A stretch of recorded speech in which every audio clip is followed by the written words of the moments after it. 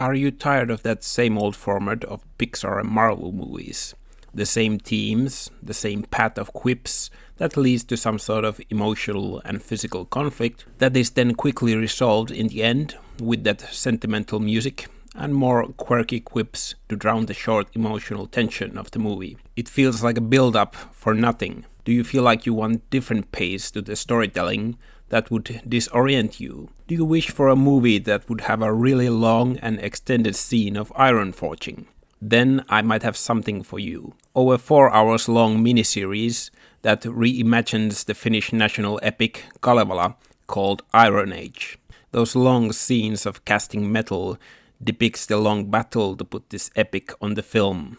The budget was overblown and delayed because of various strikes, and instead of 6 episodes, we received 4.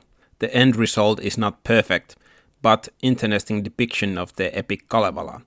Although creators want to break away from the source material, I think this series captures very well these nuanced poems of epic it was based on, because they take a chance to explore whole new metaphysical levels in the poems. Just because some Metal Age poem tells a story of a flying gigantic bird, it is not there as a visual gag, but is meant to symbolize something completely different in the psyche of men. So how do you turn poems that have archaic origins into incoherent story in a visual format? Well, I would say you need 2 things. You need to turn the supernatural down a notch. Like Jesus movies, the otherworldly must not be splashed all over the film, so that the words from the carpenter from Nazareth does not disappear in the mix. When supernatural comes and goes in a smaller volume, it speaks louder and much more. This minimalism creates tension in the film and the storytelling. It is better to hint at something than to point it out for the audience. The second element needed to turn an epic into a film is the soundtrack. Only music can speak from the other world of spirits, and it says things that words cannot express. Take a look at this scene to see what I'm talking about.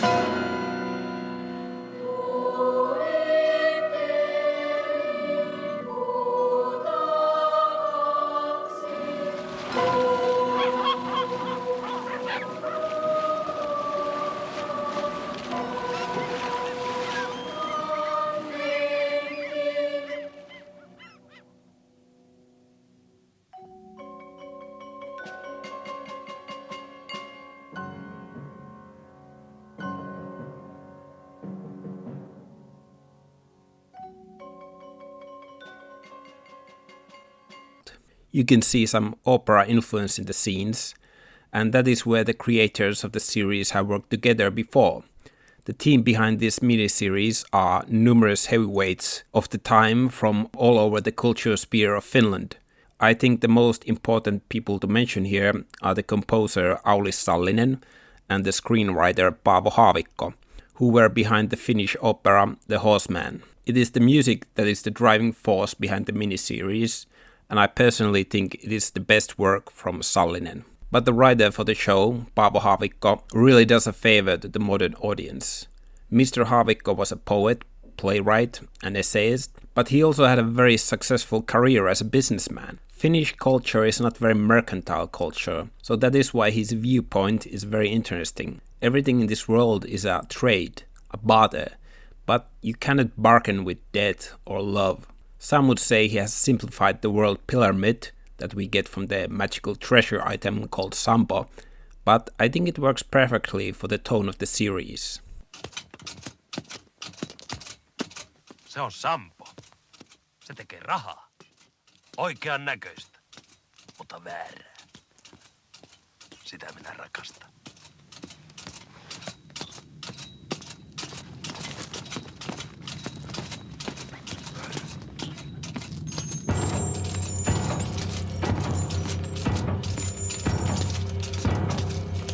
I wish they would have filmed the slave tale of Kullervo, because that would have worked really well with the theme of value that Mr. Haavikko brings out from these myths. Although the finished product is not perfect, you have to remember that Finland does not have Bergman or Tarkovsky like its neighbors to influence the art of filmmaking. This is a very brave project for its budget and scope. It is last of its kind from Finnish National Broadcasting Company before it outsourced production to independent studios and started buying lightweight foreign productions. Instead of looking for a clear storyline from epics, I think the most important quest is to find the message and metaphors behind the stories. What might seem like a fantastical adventure in the supernatural world is answering to deep existential questions that come with the human condition. That's why these oral tales lasted with the people all the way to the Christianity.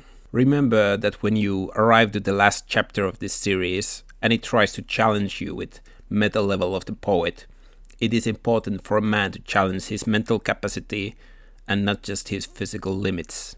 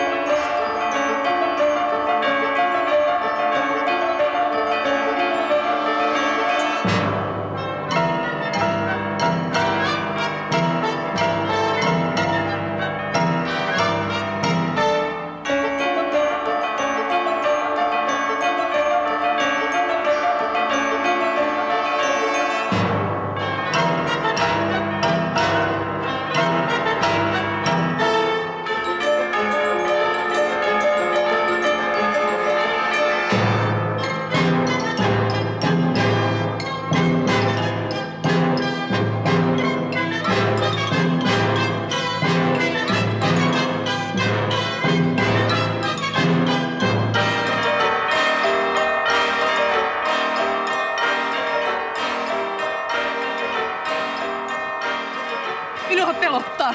Älä pelkää. Tämä on vain maailma.